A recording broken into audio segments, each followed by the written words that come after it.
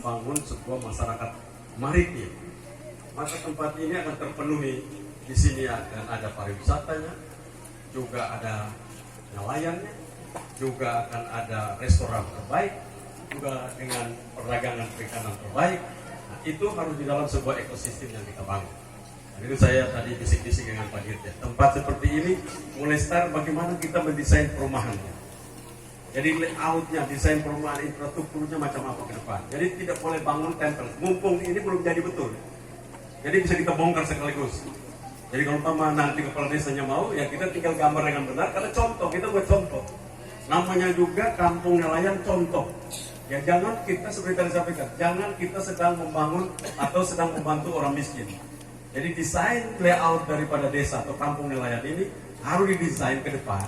Dia menjadi sesuatu yang bila orang datang, orang akan puji, luar biasa tempat ini. Kalau sekarang seperti ini tidak ada yang mau puji.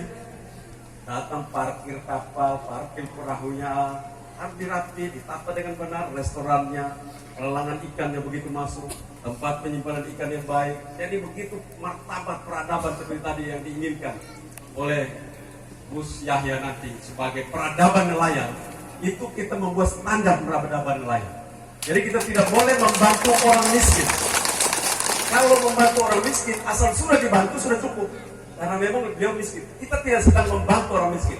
Kita sedang membangun sebuah peradaban maritim. Nah karena itu memang saya inginkan nanti lewat kementerian, kita duduk bersama Forensik, Gubernur dan Bupati.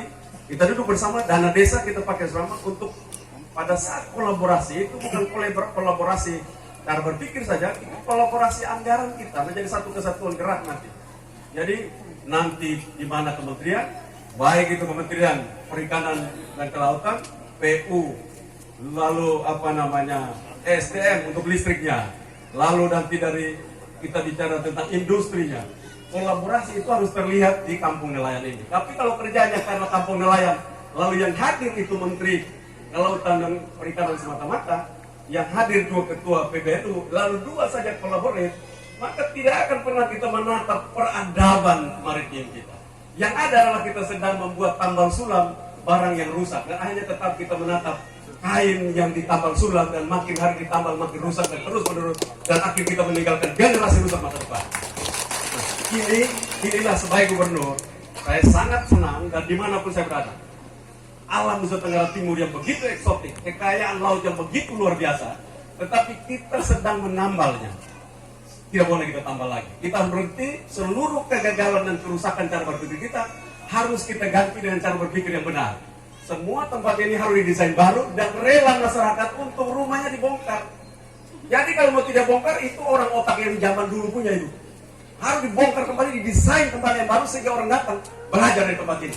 Kalau kita mau bangun seperti itu, orang akan belajar di sini. Begitu orang sampai, buatlah kampung nelayan model ini. Di seluruh Indonesia orang belajar seperti itu. Dan saya pastikan, tidak ada yang menang untuk Nusa Tenggara Timur. Selain model yang bagus, pasti alamnya begitu eksotik. Kalau umpama sebentar, Pak Kiai Yahya mau untuk kita lewat laut, maybe 15 minutes dari sini kita sudah sampai di Labuan Bajo. Ini aja luar biasa. Sekolah yang ada di atas itu satu saat pasti digusur. Pasti orang minta itu tempat, dan indahnya bukan main itu. Sekolah tidak layak di situ. Karena saking indahnya mungkin pada kasih video di tempat lain.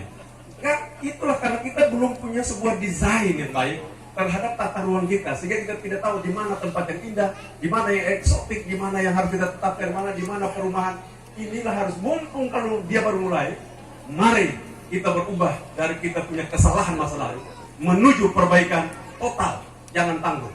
Sekali jalan kita buat contoh. Jadi kalau mau Pak Dirjen sampaikan ke Pak Menteri, bersama Gubernur, bersama Bupati, desa, seluruh kita desain dengan baik. Kita bicara apakah begitu perumahan rakyat, kita bicara dengan Menteri PU, industri, kita bicara dengan SDM-nya untuk bicara energinya. Tidak boleh tanggung, energinya harus energi baru terbarukan. Karena tidak ada pilihan bagi kita. 20 tahun akan datang. Kalau tadi Pak Kiai Yahya menyatakan, lihat itu kalau sama dengan Bang Luhut ngomong 2030, transformasi ekonomi kita, maka transformasi ekonomi kita menuju ekonomi biru, maka kampung ini harus menjadi sebuah contoh bahwa perkampungan nelayan ini menuju perkampungan energi biru. Dan itu tidak boleh lagi kita pakai mesin dan minyak, kasihan masyarakat sendiri. jalannya tadi itu tetap kita tergantung terhadap mesin, dan itu akan membuat tidak akan bersaing secara baik dalam dunia internasional. Karena itu dengan senang hati kehadiran Pak Kiai untuk membuat perayaan Milad 96 Nahdlatul Ulama menuju 100 tahun. Pas 100 tahunnya kita punya contoh kampung nelayan Nahdlatul Ulama. Itu mimpi kita. Dari kampung nelayan Nahdlatul Ulama. Model mana? Model pergi di Warloka. Pelajar di Warloka untuk melihat bagaimana membangun peradaban maritim Indonesia. Saya pikir itu saja. Sekian, terima kasih. Wabillahi taufiq wal hidayah. Wassalamualaikum warahmatullahi wabarakatuh. Om Santi Santi Santi Om. Namo Buddhaya, salam kebajikan, salam salve. Model. Karena saya lihat tadi Pak Kadis Perikanan Provinsi dan staf khusus catat terus. Berarti sebentar lagi barang ini bakal jadi. Amin. Yang kedua, Bapak Ibu dan sekalian, mari kita ikuti bersama sambutan Ketua Umum Pengurus Besar Nahdlatul Ulama.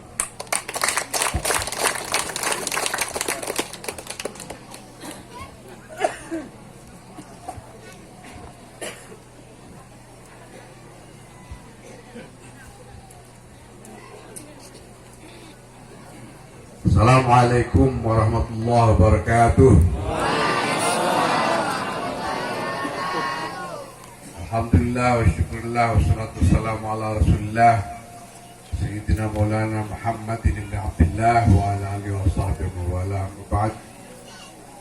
Pak Gubernur, Pak Dirjen, Pak Bupati, saudara-saudara jajaran Pengurus Besar Nahdlatul Ulama, para pimpinan dan warga Desa Warloka yang saya cintai.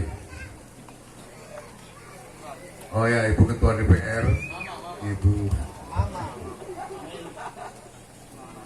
Mama Amelia Nombleni. Apa kabar Bapak Ibu sekalian? Alhamdulillah baik. Sudah makan siang? Belum?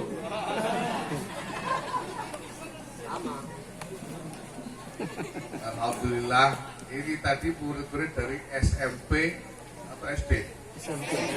SMP 7 Komodo. Alhamdulillah, luar biasa. Di mana sekolahnya? Tempatnya? Di atas gunung itu ya. Baik, Bapak Ibu sekalian, adik-adik, tadi kita semua sudah mendengar sambutan dari Pak Gubernur. NTT ini beruntung sekali karena memiliki gubernur yang visioner. Begitu datang ke satu tempat langsung tahu apa yang diperlukan, apa yang harus dikerjakan di tempat itu. Ini adalah berkah bagi warga NTT pada umumnya, dan insya Allah nanti juga untuk warga Desa Warloka ini. Amin. Amin. Saya datang ke sini dengan jajaran Pengurus Besar Nahdlatul Ulama yang cukup banyak. Ada Katib Am. Katib Am ini sekretarisnya kiai-kiai, ulama-ulama. Ini Kiai Ahmad Said Asrori. Ada Sekretaris Jenderal, ini Haji Saifullah Yusuf. Ada banyak jajaran ketua-ketua di sini. Ada Pak Umar Syah, salah seorang ketua. Ada Pak Imron Hamid, salah seorang wakil sekjen. Ada Pak Aswan Dirahman, salah seorang wakil sekjen juga. Pak Adi Saifuddin, wakil sekjen. Pak Faisal, salah seorang wakil sekjen juga. Pak Lukman, ini juga salah seorang wakil sekjen juga. Ada Pak Sulaiman Tanjung, wakil sekjen. Ada Pak Najib Azka, ini wakil sekjen juga. Kiai Mustafaki, salah seorang ketua. Nah, saya juga bawa ketua pengurus wilayah Nahdlatul Ulama NTT, yang namanya baru saja saya hafal tadi pagi, yaitu Bapak Kiai Haji Pua Ponto Umbunai. Lagi asik saja kabarnya. Nah, di sini ada juga ketua pengurus cabang Nahdlatul Ulama Manggarai Barat, lagi Ishak.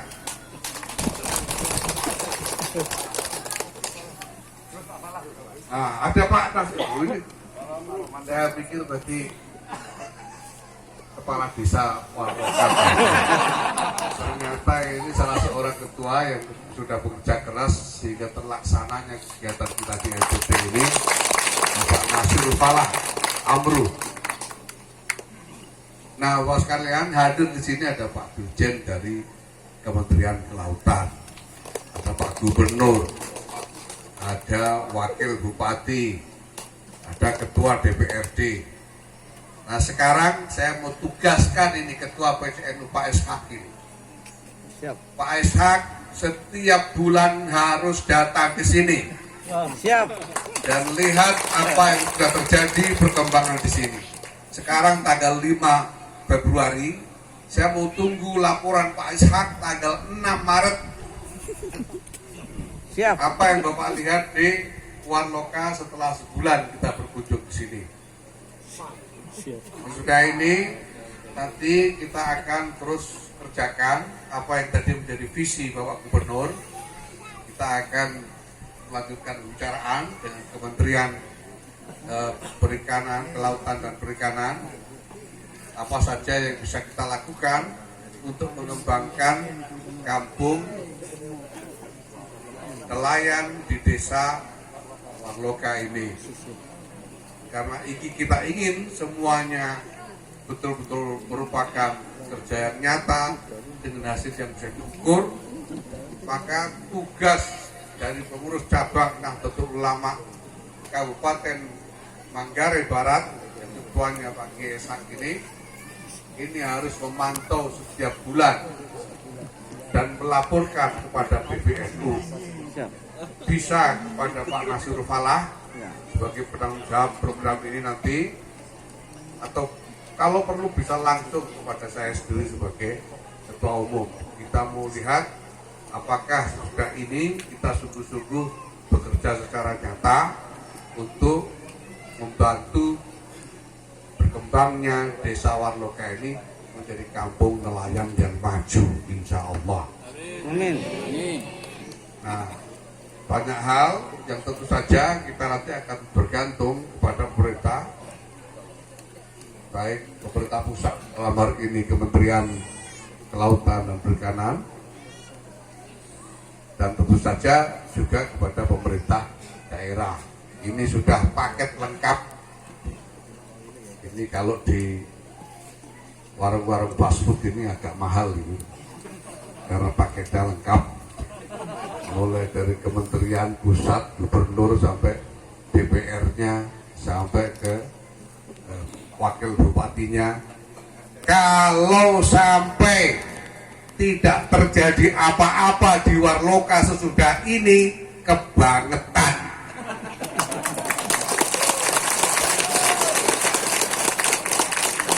Itu sebabnya ini tugas untuk Pak Ishak, benar ini. Siap. Bulan depan 6 Maret saya tunggu laporannya. Sudah terjadi apa di Warloka ini. Siap.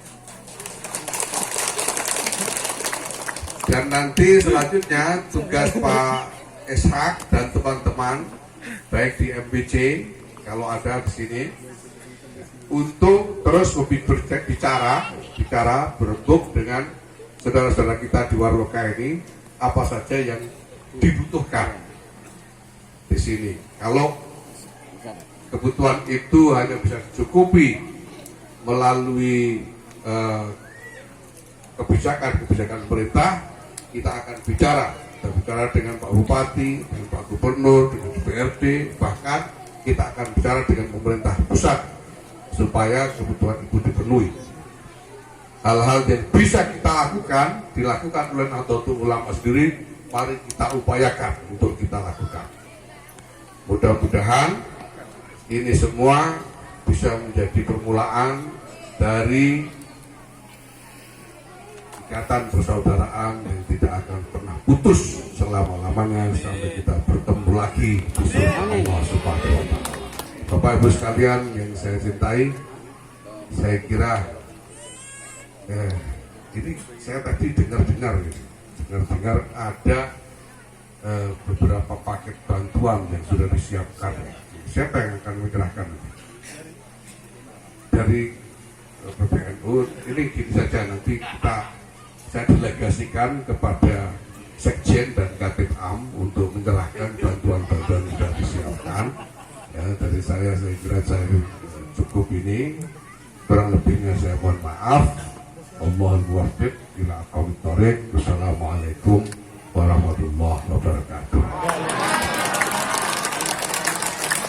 Iya, terima kasih kepada Ketua Umum Pengurus Besar Nahdlatul Ulama Kiai Haji Yahya Khalil Stakuf yang telah menyampaikan poin-poin penting berkaitan dengan kehadiran bagaimana peran sinergi antara PBNU, antara pemerintah pusat dan pemerintah provinsi Nusa Tenggara Timur.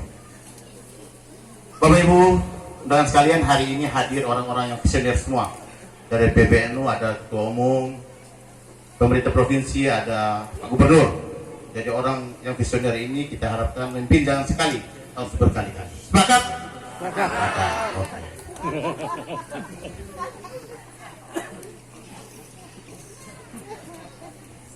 Ya, yang berikut kita masuk sesi dialog. Jadi sesi dialog ini kami persilakan Bapak Ibu yang ingin menyampaikan ungkapan hatinya, unek-uneknya, kami persilakan. Kebetulan hadir pada sore hari dari Kementerian Perikanan juga ada Bapak Dirjen yang akan merespon langsung, Bapak Gubernur, dari PBNU juga hadir. Jadi kami persilakan untuk 3 orang saja. Dua, siap. Untuk 2 orang dari Kampung Nelayan sini. Jangan dari PCNU lagi, dari Kampung Nelayan. Kami persilakan. Tolong sama-sama Banser, tolong bantu mic-nya. Maju saja. Dari warga Kampung Nelayan Wareloka, kami persilakan 2 orang untuk yang sudah menjadi wakil. Langsung ke sini. Menghadap ke depan. Ada.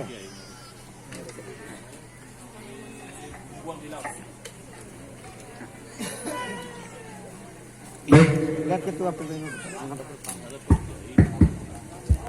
Bismillahirrahmanirrahim. Assalamualaikum warahmatullahi taala wabarakatuh. Salam sejahtera untuk kita semua. Yang saya hormati Ketua Umum Pengurus Besar Nahdlatul Ulama,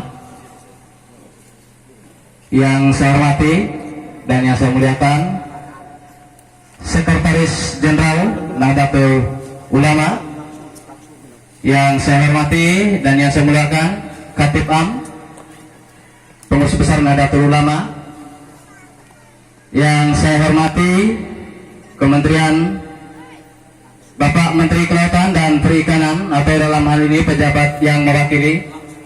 Langsung. Baik. Pada kesempatan ini, saya selaku warga masyarakat Desa Warloka Pesisir ingin menyampaikan usulan ke hadapan Bapak-bapak. Yang pertama, pembangunan infrastruktur dermaga, dan yang kedua, pembangunan rumah pasar seperti yang ada di hadapan kita semua. Bapak, tentunya sedikit saya harus bernarasi ini yang berkaitan dengan pembangunan dermaga. Jadi dermaga ini Pak tidak hanya diperuntukkan untuk masyarakat Desa Warloka Pesisir, tetapi juga untuk beberapa kampung tetangga, desa tetangga, bahkan dari kabupaten lain pun ikut sandar di sini.